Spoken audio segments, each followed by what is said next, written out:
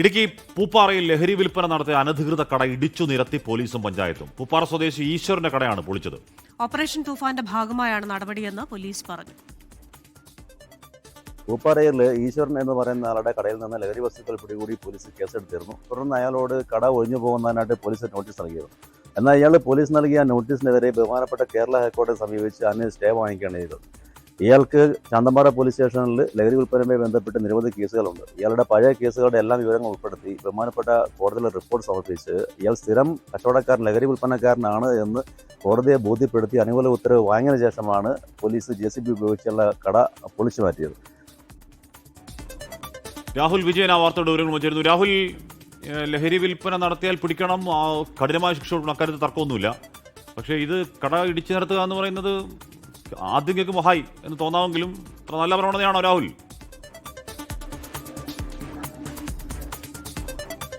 പോലീസാണ് ചെയ്തതെങ്കിൽ അത് ശരിയായ രീതി അല്ല എന്നുള്ളതാണ് ഏറ്റവും പ്രധാനപ്പെട്ട കാര്യം. കാരണം പോലീസിന് അത്തരം ഒരു അധികാരം ഇല്ല എന്നുള്ളത് എടുത്തു പറയേണ്ട കാര്യമാണ്. പക്ഷെ ഇവിടെ ഈശ്വരൻ സർക്കാർ പുറമ്പോക്ക് ഭൂമി കയ്യേറി അനധികൃതമായിട്ട് നിർമ്മിച്ച ഒരു കെട്ടിടമായിരുന്നു. അവിടെയാണ് ഈ ലഹരി വിൽപ്പന നടത്തിയിരുന്നത് എന്നുള്ളതാണ് ഏറ്റവും പ്രധാനപ്പെട്ട കാര്യം.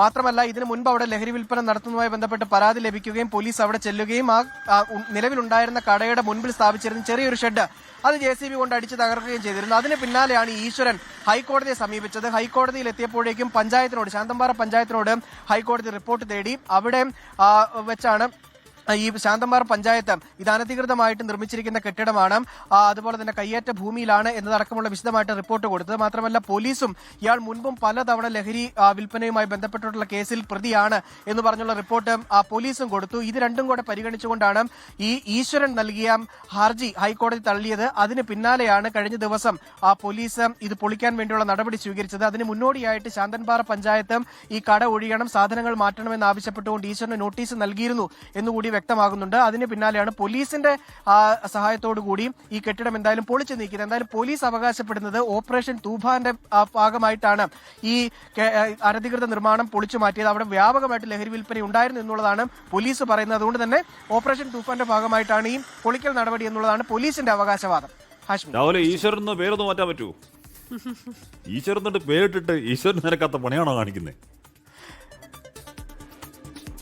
അത് തന്നെ കാശ്മീർ എല്ലാവരും പറയുന്നത്. ഈശ്വരൻ പേരിട്ടിട്ട് ചെകുത്താന്റെ സ്വഭാവമുള്ള രീതിയാണല്ലോ ഇയാൾ കാണിക്കുന്നത് എന്നുള്ളതാണ് നാട്ടുകാർ ഉൾപ്പെടെ പറയുകയും പരാതിപ്പെടുകയും ചെയ്തിരുന്നത്. ആരാ ലഹരി വിറ്റതെന്ന് ചോദിച്ചാൽ ഈശ്വരനാണ് ലഹരി വിറ്റത് എന്ന് പറഞ്ഞു കഴിഞ്ഞാൽ ഈശ്വരന്റെ പേരിട്ടിട്ട് ഈശ്വരൻ നിരക്കാത്ത പണിയോടെ കാണിച്ചു. പക്ഷേ ഇത് പുറമ്പോക്കിലെ കെട്ടിടം ആയതുകൊണ്ടൊക്കെയാണോ? അല്ലാതെ ലഹരി ഒരു കടയിൽ നിന്ന് പിടിച്ചു എന്ന് കരുതി നമ്മൾ UP എവിടെയൊക്കെ കാണുന്ന പോലെ ബുൾഡോസർ കൊണ്ട് ഇടിച്ചു ചേർത്തലൊന്നും അതൊക്കെ നിയമവിരുദ്ധമാണ്. പക്ഷേ ഇവിടെ സംഭവിച്ചത് അത് പുറമ്പോക്കിലായിരുന്നു. അത് ആവർത്തിച്ച് ലഹരി വിൽപ്പന അവിടെ ഉണ്ടായിരുന്നു. അപ്പോൾ അതിൻ്റെ അടിസ്ഥാനത്തിൽ കോടതി കൂടി ബോധ്യപ്പെടുത്തിയിട്ടുള്ള നടപടിയാണ് കേട്ടോ. അല്ലാതെ ഒരു കടയിൽ നിന്ന് ലഹരി പിടിച്ച ഉടനെ JCB ആയിട്ട് പോയിട്ട് അതങ്ങ് ഇടിച്ചു ചേർത്തി എന്നതല്ല അത് കാണേണ്ടത്.